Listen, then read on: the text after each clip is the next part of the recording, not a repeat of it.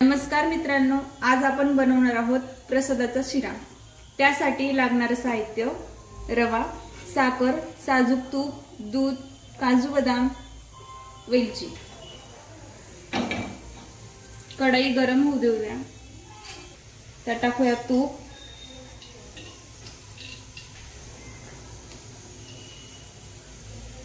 झालं की त्यात टाकूया रवा,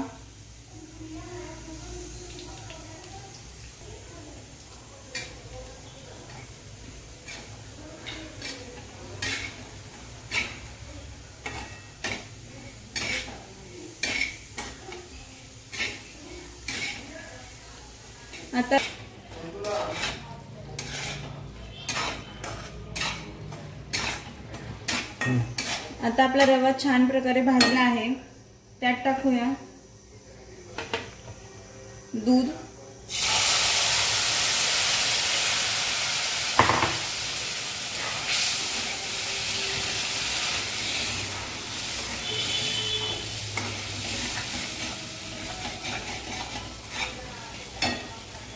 साखर,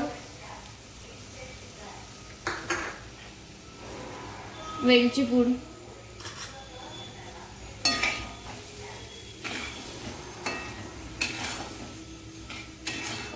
छान सर्व मिक्स करायचं।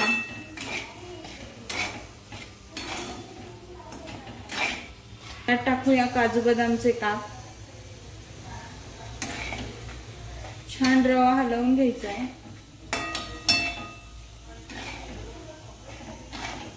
अशा प्रकारे आपला प्रसादाचा शिरा तयार आहे।